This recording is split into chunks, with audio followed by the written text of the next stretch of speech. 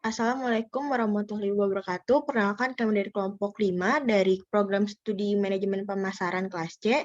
Dan saat ini kami akan mempresentasikan mengenai designing and managing service. Anggota kelompok kami terdiri dari Fauzi Bagas Saputra dengan NIM 098. Lalu selanjutnya ada Vira Ardia Pramesti Jayanti dengan NIM 113. Lalu dengan saya sendiri Maria Cantika Ardi dengan NIM 117. Lalu yang selanjutnya ada Sadam Taufik dengan NIM 119 dan yang terakhir ada Muhammad Syahputra Nur Agung dengan NIM 135. Oke, pada kelas hari ini kita diajar oleh atau dibimbing oleh Ibu Lina Aryani sebagai dosen pengajar.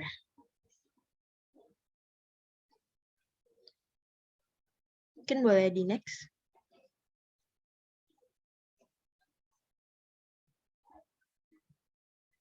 Oke, mungkin sebelum kita mulai lebih jauh, kita akan membacakan dulu pendahuluannya. Dalam pemasaran kali ini kita tahu bahwa produk yang dihasilkan suatu perusahaan bisa berupa barang atau goods dan jasa atau service.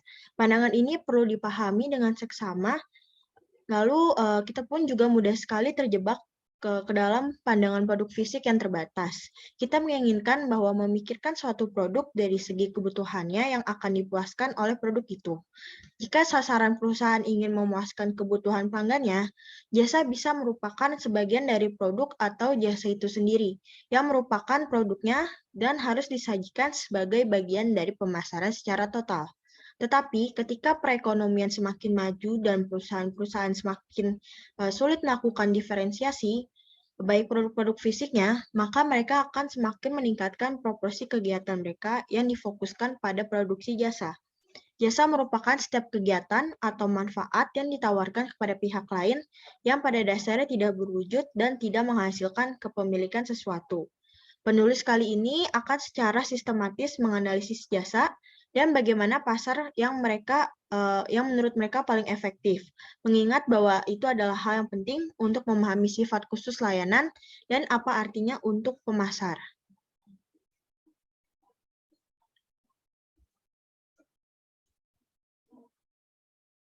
Oke, selanjutnya ada tinjauan pustaka. Yang pertama merupakan pengertian designing dan managing service. Designing atau merancang sendiri merupakan sebuah proses atau membuat serta menciptakan objek baru. Sedangkan untuk managing atau mengelola adalah suatu proses khas yang terdiri dari tindakan-tindakan perencanaan, pengorganisasian, penggerakan, dan pengendalian yang dilakukan untuk mencapai sasaran yang telah ditentukan melalui pemanfaatan sumber daya manusia dan sumber daya lainnya. Lalu, ada servis atau jasa yang merupakan tindakan atau kinerja di mana satu pihak dapat menawarkan sesuatu yang tidak berwujud dan tidak memindahkan kepemilikan atas apapun.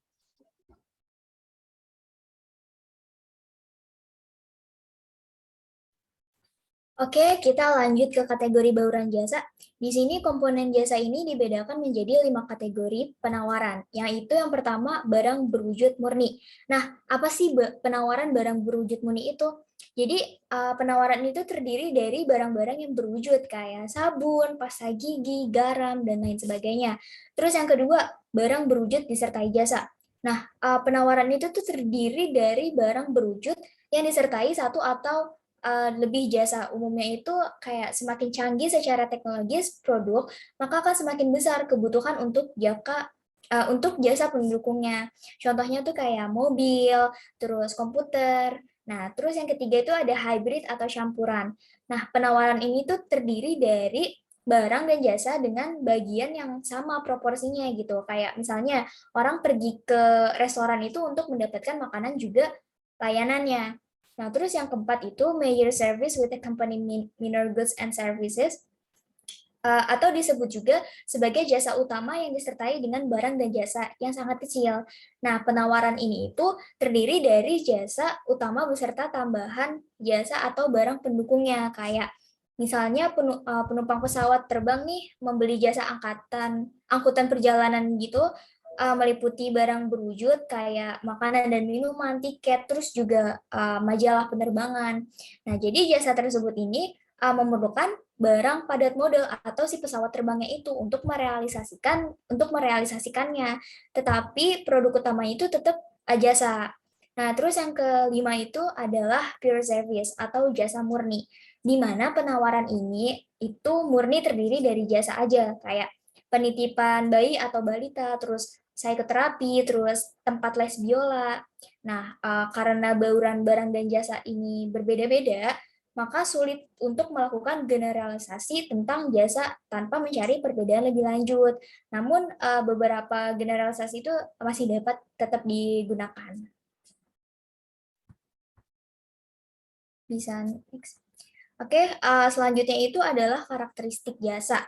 Nah, karakteristik jasa ini mempunyai 4 karakteristik berbeda yang sangat mempengaruhi desain program pemasaran, yaitu yang pertama itu tidak berwujud atau intangibility. Nah, berbeda dari produk fisik, jasa ini tuh nggak dapat dilihat, nggak dapat dirasa, nggak dapat diraba, nggak dapat didengar, ataupun dicium sebelum dibeli. Nah, perusahaan ini dapat menggunakan alat pemasarannya seperti kayak tempat, orang, peralatan, bahan komunikasi, simbol gitu. Terus yang kedua itu adalah tidak terpisahkan atau inseparability. Nah, biasanya ini jasa yang dihasilkan dan dikonsumsi secara bersamaan. Hal ini juga nggak berlaku bagi barang-barang fisik yang diproduksi, disimpan sebagai persediaan, lalu didistribusikan melalui banyak penjual dan dikonsumsi kemudian. Contohnya itu kayak suatu konser nggak akan sama jika Taylor Swift jatuh sakit dan digantikan oleh Selena Gomez gitu, teman-teman.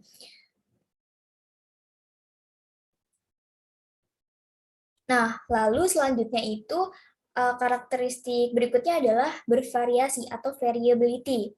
Nah, kualitas jasa ini tuh bergantung pada siapa yang memberikannya serta kapan dan di mana diberikannya gitu. Jadi jasa ini sangat bervariasi. Contohnya tuh kayak beberapa dokter punya cara tersendiri untuk menangani pasiennya gitu. Tetapi ada juga dokter lainnya uh, yang kurang empati gitu.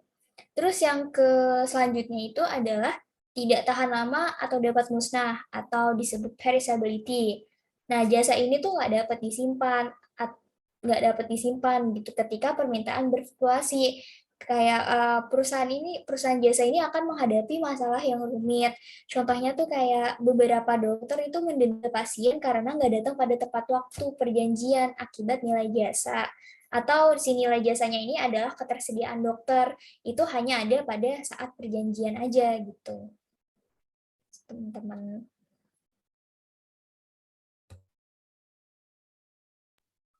Oke, selanjutnya kita masuk ke menangani tantangan jasa atau mengatasi tantangan jasa.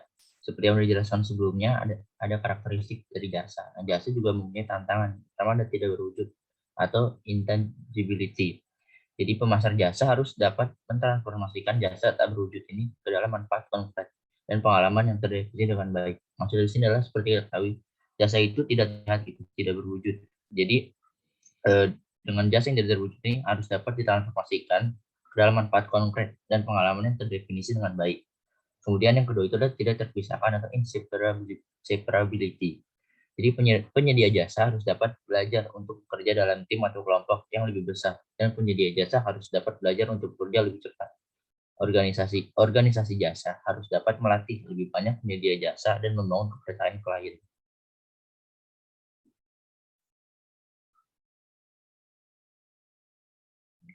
Oke, selanjutnya ada tidak tahan lama atau dapat musnah, atau biasa disebut perishability. Penyedia jasa dapat mengambil beberapa strategi seperti pada sisi permintaan dan penawaran pada bisnis jasa, sehingga menghasilkan kesesuaian yang lebih baik dalam menjalankan aktivitas bisnis. Nah, beberapa strategi yang dapat dihasilkan antara lain ada di sisi permintaan dan sisi penawaran. Untuk di sisi permintaan sendiri, contohnya itu seperti jasa pelengkap dapat dikembangkan selama jam sibuk untuk memberikan alternatif bagi pelanggan yang menunggu seperti orang yang sedang minum di restoran. Kemudian untuk pada sisi penawaran itu rutinitas efisiensi jam sibuk dapat diperkenalkan. Para medis membantu dokter selama masa sibuk. Selanjutnya untuk ada bervariasi atau variability. Penyedia jasa dapat mengambil langkah-langkah berikut untuk meningkatkan kendali kualitas. Pertama adalah berinvestasi dalam prosedur ketenaga kerjaan dan pelatihan yang baik, seperti merekrut karyawan yang tepat dan memberikan pelatihan yang bagus. Kemudian yang kedua adalah menstandarisasikan proses kinerja jasa di seluruh organisasi. yaitu dapat memetakan seluruh proses jasa. Kemudian yang terakhir adalah mengamati kepuasan pelanggan, seperti menerapkan sistem saran dan keluhan.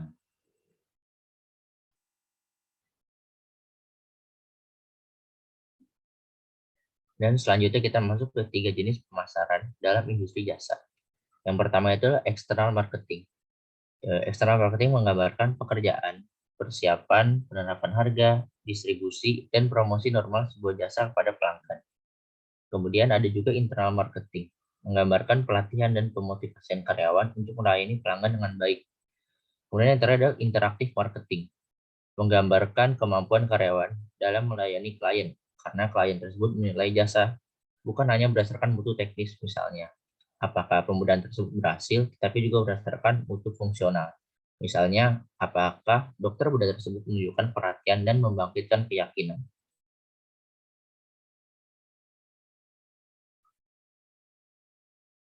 Selanjutnya, masuk ke diferensiasi jasa.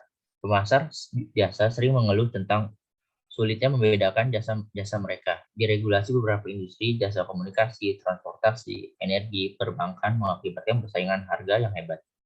Keberhasilan perusahaan penerbangan yang berharga murah telah menunjukkan bahwa penumpang lebih memperhatikan biaya daripada pelayanan. Dalam alternatif persaingan harga, jasa dapat dibedakan menjadi 3. Yang pertama itu adalah offer atau tawar.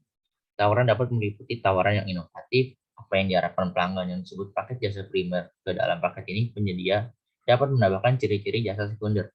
Dalam industri penerbangan, beberapa perusahaan telah memperkenalkan ciri-ciri sekunder seperti film, barang untuk dijual, dan program hadiah bagi pelanggan yang sering terbang menggunakan jasa mereka. Kemudian selanjutnya, delivery atau penyerahan atau pengiriman.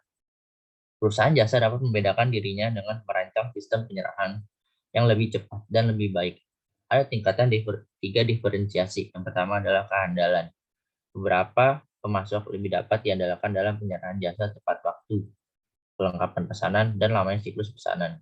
Kemudian ada kecekatan. Beberapa pemasok tampil lebih baik dalam menangani keadaan darurat, menarik kembali produk, dan menjawab pertanyaan inovatif. Beberapa pemasok menciptakan sistem informasi yang lebih baik. Selanjutnya yang terakhir itu adalah image atau citra.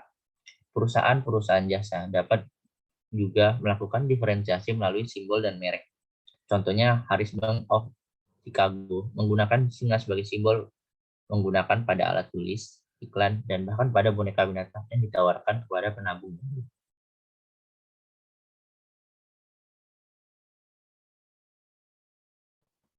Oke, selanjutnya di sini ada model kualitas jasa. Jadi kualitas jasa suatu perusahaan akan terus diuji dalam setiap pelaksanaan jasa.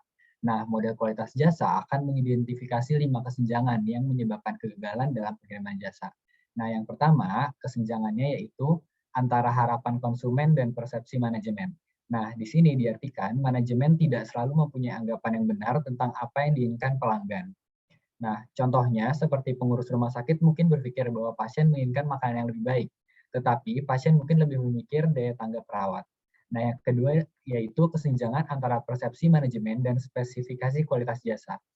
Ini diartikan manajemen mungkin memahami dengan tepat keinginan-keinginan pelanggan, tetapi tidak menetapkan standar kinerjanya. Nah, contohnya seperti pengurus rumah sakit mungkin meminta perawat memberikan layanan yang cepat tanpa menguraikan dengan jelas. Nah, selanjutnya di sini ada kesenjangan antara spesifikasi kualitas jasa dan penyerahan jasa. Artinya, karyawan mungkin kurang terlatih, tidak mampu atau tidak mau mematuhi standar, atau mungkin dihadapkan pada standar yang saling bertentangan.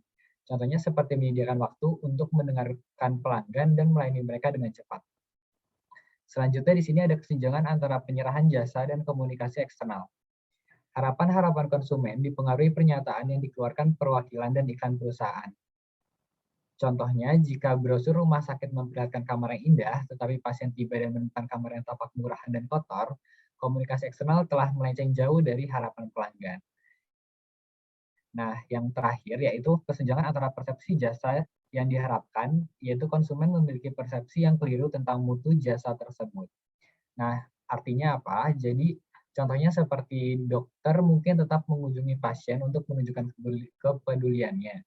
Tetapi, pasien menafsirkan hal ini sebagai indikasi bahwa ada sesuatu yang benar-benar tidak beres dalam dirinya.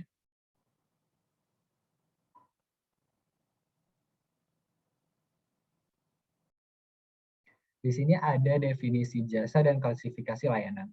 Jasa atau pelayanan adalah keterampilan atau bantuan kepada pihak lain untuk mewujudkan sesuatu yang tidak berwujud atau intangible, namun dapat dinikmati. Nah, secara garis besar, klasifikasi jasa dapat dilakukan berdasarkan 7 kriteria pokok.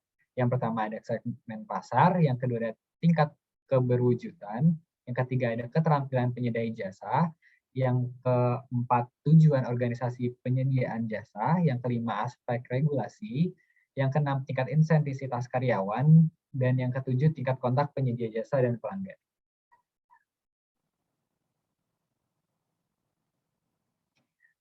Nah, di sini ada perbedaan barang dan jasa.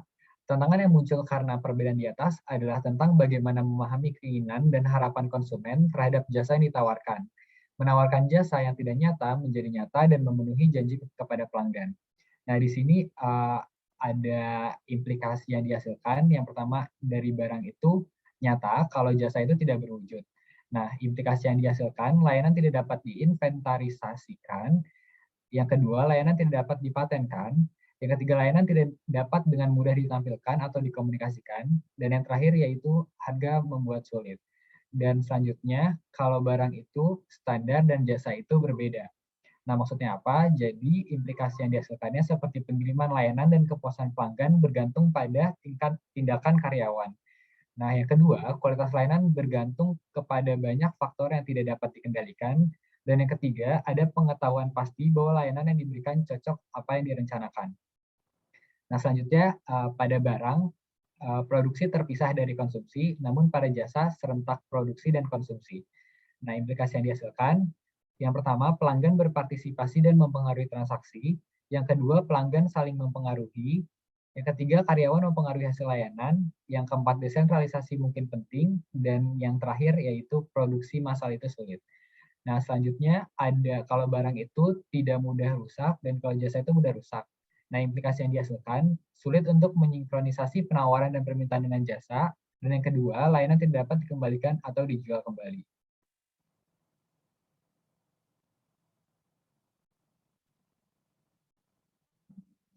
Nah, di sini ada realitas layanan. Yang pertama, ada shifting customer relationship atau hubungan pelanggan yang bergeser. Nah, shifting customer dimaksudkan dengan penyediaan layanan menerima nilai rendah karena berbagai alasan. Pelanggan mengeluh tentang informasi yang tidak akurat, tidak responsif, pekerja atau pemberi layanan kasar, atau kurang terlatih, dan membuat customer menunggu lama. Nah, yang kedua yaitu customer co-production atau co-production pelanggan. Bahwa pelanggan tidak hanya membeli dan menggunakan layanan, namun mereka berperan aktif dalam penyampaian terkait layanan yang diterima, dan kata-kata tindakan mereka mempengaruhi kualitas pengalaman layanan mereka dan orang lain, dan mempengaruhi produktivitas karyawan. Yang selanjutnya ada customer empowerment atau pemberdayaan pelanggan. Di sini pemberdayaan konsumen adalah tentang meningkatkan layak konsumen dengan menyediakan tambahan akses, konten, dan perdagangan kemanapun konsumen berada. Ini menurut Turnquist tahun 2004, hal ini melibatkan pemberian produk kepada konsumen seperti apa yang mereka butuhkan dan sukai dari produk yang ditawarkan. Nah, memberdayakan pelanggan juga merupakan dapat dilihat sebagai strategi untuk menarik pelanggan secara berulang.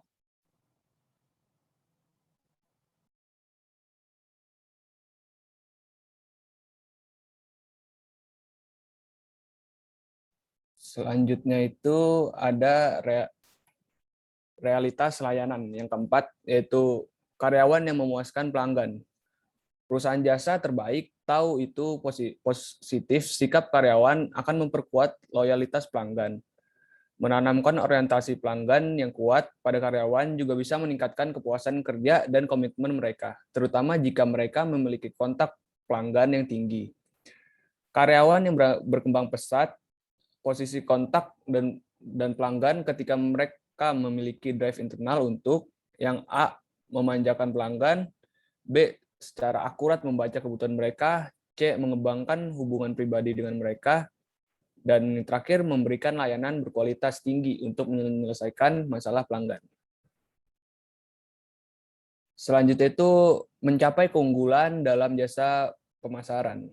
Ada 5 tahap dalam menciptakan keunggulan bersaing yang berkelanjutan. Yang pertama itu ada kekayaan intelektual. kita bisa berargumen tentang kelemahan dan kesulitan untuk mempertahankan paten. Di samping paten ada juga trademark, merek dagang, atau trade secret atau rahasia dagang. Selanjutnya itu ada perhatian terhadap produk lain yang dinamis daripada produk tunggal. Jika produk atau jasa yang kita punyai hanya satu-satunya dengan tidak ada perencanaan untuk mengembangkannya, maka sebenarnya kita dalam posisi yang lemah. Posisi terbaik adalah mencari teknologi yang inovatif untuk menghasilkan produk baru yang istimewa dan menunjukkan list daftar dari produk baru yang akan segera dikomersilkan untuk tetap menjaga posisi kita agar selangkah lebih maju di mata pesaing. Selanjutnya itu ada penurunan biaya yang signifikan. Selanjutnya ada tim yang solid dengan hubungan di dalamnya. Orang besar atau yang memiliki kelebihan tertentu selalu mempunyai keunggulan bersaing yang nyata. Dan selanjutnya ada perhatian terhadap pasar atau pelanggan. Jika kita sudah memiliki brand dengan pelanggan yang besar, maka sangat baik untuk membuka bisnis baru. Artinya kita sudah memiliki keunggulan yang luar biasa dan akan berkelanjutan bila kita mampu menjaga situasi ini melalui produk komplementer atau pelengkap. Selanjutnya ada meningkatkan kualitas layanan. Yang pertama itu bersikap ramah dan memiliki empati. Sikap ramah dapat membuat konsumen menjadi lebih nyaman serta dapat membuat mereka lebih terbuka. Di sisi lain, rasa empati dapat membantu perusahaan memahami konsumen dengan lebih baik. Yang kedua, membuat program loyalitas. Program loyalitas dapat mengubah konsumen biasa menjadi pelanggan setia dan membuat mereka melakukan pembelian berulang secara terus dan menerus. Ketiga itu respon yang cepat dan tepat. Respon yang cepat dan tepat diperlukan agar permasalahan konsumen perusahaan dapat segera terselesaikan dengan tepat sasaran, agar konsumen tidak meninggalkan bisnis perusahaan karena terlalu bertele-tele. Yang keempat ada meminta masukan. Mintalah feedback dari konsumen dan jadikan sebagai bahan evaluasi agar terhindar dari permasalahan yang ada di kemudian hari.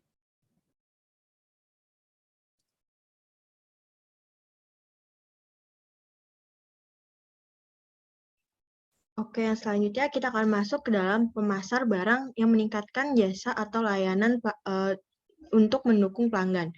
Yang pertama itu, kita akan memberikan pelayanan secara efisien. Dengan memberikan pelayanan yang cepat dan tepat, yang sesuai dengan harapan konsumen, secara tidak langsung, kita dapat mempengaruhi konsumen untuk kembali lagi menggunakan jasa yang kita tawarkan. Karena biasanya konsumen tidak suka jika menunggu terlalu lama atas pelayanan yang mereka harapkan. Lalu yang kedua, dalam menjalankan pemasaran jasa, adanya peran karyawan yang menangani konsumen dengan baik merupakan daya tarik tersendiri bagi para konsumen. Lalu yang ketiga, di samping itu semua, tinggi rendahnya harga yang ditawarkan pelaku bisnis jasa juga sebaiknya disesuaikan dengan besar kecilnya manfaat yang diperoleh bagi konsumen itu sendiri, baik dari produk jasa yang kita tawarkan. Semakin besar manfaat atau nilai yang dirasakan konsumen, semakin tinggi pula biaya yang harus dikeluarkan konsumen. Lalu yang keempat, kita akan menggunakan perkembangan teknologi serta inovasi untuk menghasilkan produk jasa yang mampu memberikan solusi terbaik bagi para konsumen.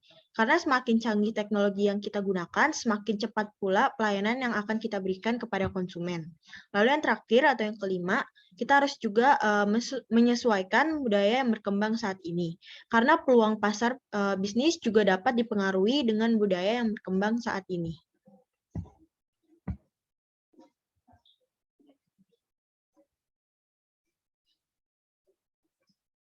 Oke, yang selanjutnya kita akan membahas mengenai PT Bank Sentral Asia atau biasa yang dikenal dengan Bank BCA.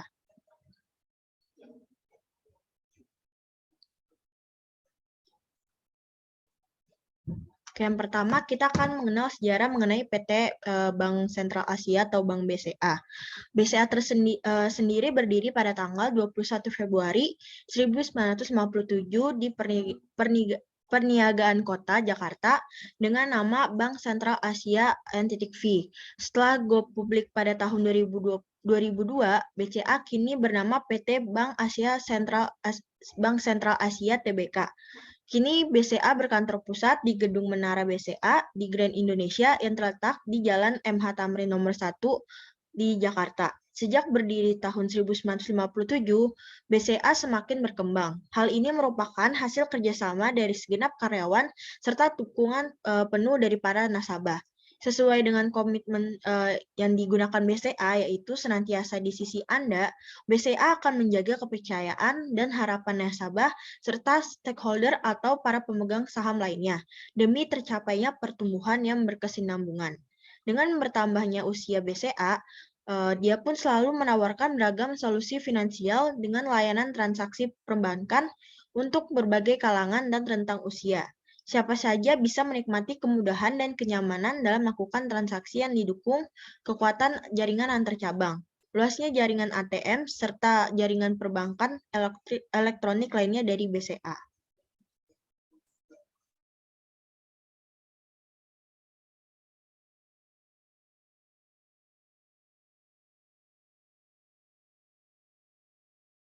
Oke, yang selanjutnya, melalui beragam produk dan layanan yang berkualitas dan tepat sasaran, solusi finansial BCA mendukung perkembangan setiap jenis usaha yang dimiliki para nasabah, baik dari bisnis berskala kecil, menengah, hingga yang bisnis skala besar. Memenangkan kepercayaan untuk memberikan solusi terbaik bagi kebutuhan finansial para nasabah merupakan suatu kehormatan dan kebanggaan bagi BCA tersendiri. Sesuai dengan slogan senantiasa di sisi Anda, BCA terus berupaya memberikan layanan dan solusi terbaik bagi para nasabah.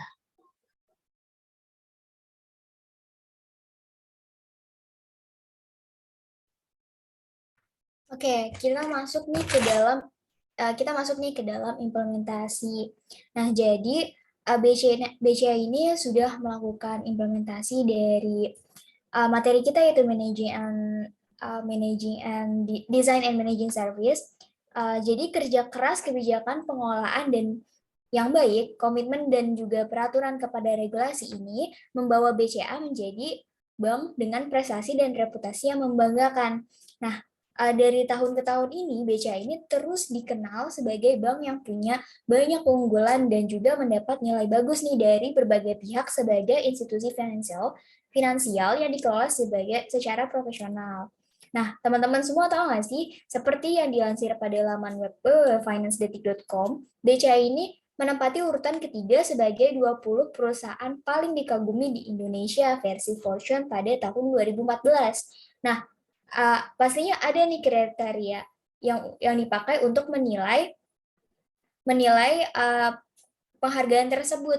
Jadi kriteria penilaian yang dipakai itu adalah kualitas manajemen, kualitas produk atau jasa, inovasi, nilai investasi jangka panjang, posisi keuangan, kemampuan menarik dan mengembangkan potensi karyawan yang berpotensi, lalu juga ada tanggung jawab komunitas dan lingkungan, bijaksana penggunaan aset, dan juga efektivitas menjalankan bisnis secara regional.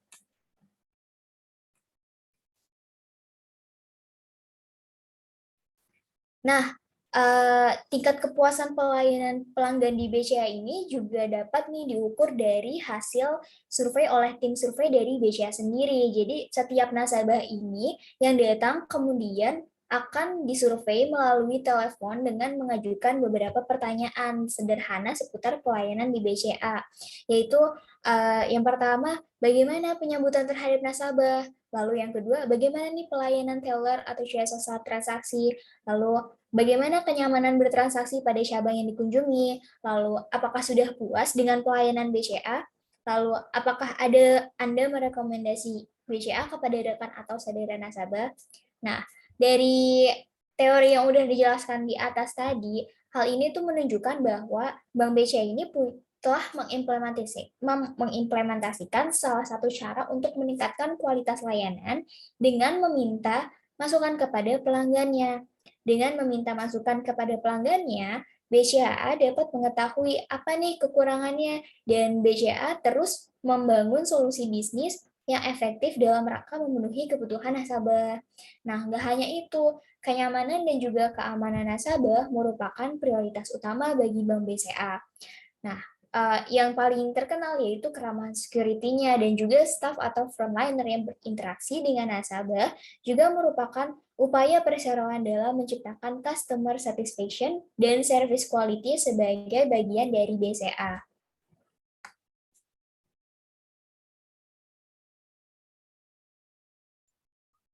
Oke, selanjutnya kita masuk ke evaluasi. Untuk kasus ini ada kasus realnya, di mana BCA seringkali dikenal dengan singkatan Bank Capek Andri. Kenapa demikian? Hal ini didukung karena begitu banyak ya nasabah yang dimiliki BCA dan semakin bertambah setiap harinya. Sehingga banyak sekali nasabah yang bertransaksi di BCA. Antrian terjadi karena sejumlah nasabah yang datang untuk mendapatkan pelayanan tergantung dengan keterbatasan fasilitas. Untuk mendapatkan pelayanan teller yang dimiliki bank, sehingga antrian tidak lagi efektif dalam memberikan pelayanan baik dari segi waktu maupun biaya. Meskipun begitu, hal ini tidak mengurangi nasabah yang akan datang ke BCA. Hal ini didukung dengan hasil survei dari frontliner atau teller BCA yang kebanyakan memang komplain karena ketersediaan teller yang sedikit, sehingga membuat nasabah lelah menunggu namun terlalu lama berdiri saat antri.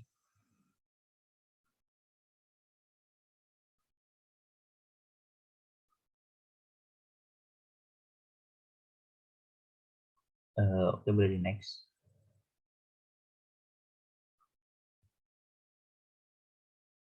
Nah, bagaimana solusinya? Ada solusi mengatasi permasalahan pada bank BCA. PT Bank Sentral Asia atau BCA terus melakukan efisiensi transaksi perbankan melalui pemanfaatan teknologi digital. Hal ini diterapkan pada BCA di kantor cabang maupun retail yang telah bekerja sama dengan bank. Salah satu bentuk efisiensi yang dilakukan BCA di kantor cabang ialah dengan menunjukkan layanan Start Teller. Apa sih layanan Start Teller itu? Jadi layanan ini memungkinkan seseorang teller dapat melayani dua nasabah sekaligus dengan menggunakan bantuan mesin. Hal tersebut pun membuat waktu pelayanan nasabah di kantor cabang BCA menjadi lebih efisien. Selanjutnya, BCA juga senantiasa membangun inovasi dari segi produk dan layanan, sehingga dapat menyelaraskan kebutuhan nasabah di tengah tren digitalisasi yang sedang berkembang saat ini. Hal ini dibuktikan dengan BCA juga menyediakan banyak sekali fasilitas-fasilitas bagi nasabahnya. Sesuai dengan misinya yang ingin memberikan kemudahan bagi nasabah, BCA juga merupakan salah satu atau bahkan yang pertama kali mengadakan fasilitas e-banking atau internet banking. Dengan fasilitas ini, nasabah dapat di mana saja dengan mudah dan cepat bertransaksi seperti transfer, valuta asing, pembayaran, dan lain-lain dengan limit yang lebih besar dari kartu ATM. Cukup memudahkan, bukan? Nah, selanjutnya, seperti yang sudah dijelaskan oleh Sadam, ternyata kemudahan demi kemudahan semakin banyak nih ditawarkan oleh BCA. Misalnya saja jika kita ingin mengajukan kartu kredit BCA, from aplikasi kartu kredit tersebut dapat didapatkan secara online di website BCA. Bukan hanya aplikasi kartu kredit yang bisa didapatkan secara online, namun untuk simulasi kredit rumah, kredit mobil, kredit motor juga bisa didapatkan di website dari BCA, yaitu www.bca.co.id. Lalu yang tidak kalah menarik, BCA menyediakan pula fasilitas simulasi deposito. Dengan fasilitas ini, nasabah dapat mengetahui beberapa bunga yang didapatkan setelah mendepositokan uangnya di BCA. Nah, dapat disimpulkan, fenomena ini menjelaskan satu hal bahwa BCA memang sangat dibutuhkan, bahkan sangat dirindukan, tetapi sekaligus sangat dibenci karena antriannya, tetapi dibutuhkan karena luasnya jangkauan pelayanan yang dimiliki oleh BCA ini menjadikan dia salah satu perekat bagi dinamika pelayanan perbankan di Indonesia. Nah, selanjutnya di sini ada kesimpulan, jasa adalah setiap tindakan atau kinerja yang dapat ditawarkan satu pihak kepada pihak lain yang pada dasarnya tidak berwujud dan tidak dapat mengakibatkan kepemilikan apapun. Jasa tersebut mungkin saja atau mungkin juga tidak terkait dengan suatu produk fisik. Selanjutnya, harapan pelanggan memainkan peran penting dalam pengalaman jasa dan evaluasi mereka. Perusahaan-perusahaan harus mengolah mutu layanan dengan memanfaatkan efek dari setiap kali menghadapi layanan. Dan selanjutnya lagi, untuk member pada organisasi jasa secara efektif, perusahaan harus mendiferensiasikan mereknya melalui fitur layanan primer dan sekunder, serta mengembangkan strategi merek yang memadai. Nah, program penentuan merek yang efektif untuk layanan sering memanfaatkan unsur-unsur multimerek. Mereka juga mengembangkan hierarki merek dan portofolio serta dimensi citra untuk mengukuhkan atau melengkapi tawaran jasa. Bahkan, perusahaan-perusahaan yang berbasis produk harus menyediakan layanan purna pembelian. Untuk memberikan dukungan terbaik, produsen harus mengidentifikasikan jasa-jasa yang paling dihargai pelanggan dan kepentingan relatifnya. Bauran jasa mencakup jasa pra-penjualan, jasa yang mempermudah dan yang meningkatkan nilai, dan jasa pasca penjualan atau departemen layanan pelanggan, layanan perbaikan, dan pemeliharaan.